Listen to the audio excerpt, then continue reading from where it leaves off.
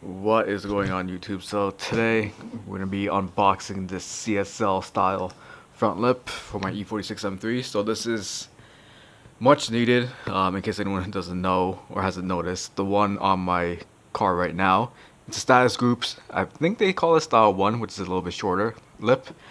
And that thing has seen better days. It's cracked, which is partly my fault, scraping it and whatnot. But the part that I'm most disappointed in is, for some reason, the lip, it's really faded. I don't know what caused it, but it doesn't have that depth or deep carbon fiber color. It's really faded, and I just think it looks really bad. So I bought this lip. It's from JL Motorsports.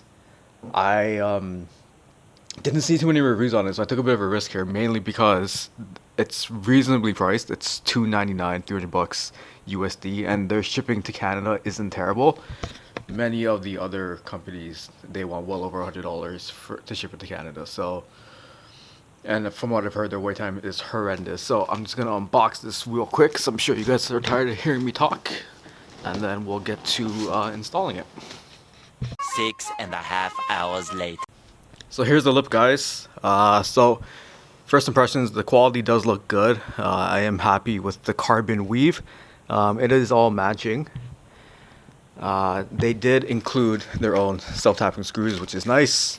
Won't have to pick up any of that, but it looks like there aren't any pre-drilled holes, which is fine. So all that's left to do is remove my old Status Gruppe one, slap on some double-sided tape, and put this on. So I will be sure to comment on fitments and quality of the fitments and everything like that once it's on the car. But yeah, excited to put this on. You'll notice that I went for a different style this time. This one should stick out more, so I'm excited to have this on the car. So I'll check in with you guys after it's been put on. One eternity later. Alright, so here's the lip. It looks good from here, right?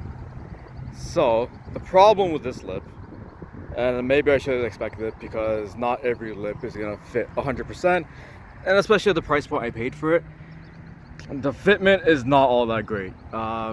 It's not really noticeable until you get up close. Like, if you can see right here, there is a bit of a gap. Even on the corners here, there is gaps. But yeah, overall this lip didn't fit the greatest, but with a bit of finagling, we got to where it looks pretty good.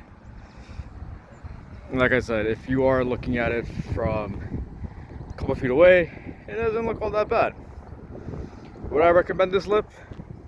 Yes and no. So it really does depend. If you're looking for something on that's decently priced, I say go for it. I mean, like I said, it was $399 USD. Especially if you're in Canada, the price shipped here before duties wasn't all that bad. But if you're looking for the best possible fitment, best possible quality, I guess, maybe not quality is the best word for it, but especially if you're looking for the best fitment, stay away from this. I did end up ceramic coating the lip just so it has a little bit more UV protection, but again, hopefully it lasts. So yeah guys, thanks for watching this quick little video. Let me know what you guys think of the lip. Is it an upgrade or a downgrade, and what do you guys think of the new style lip? Like I mentioned before, I got a different style, so this one sticks out a little bit more. I like it. Overall, I think it gives the car a much more aggressive look in the front end.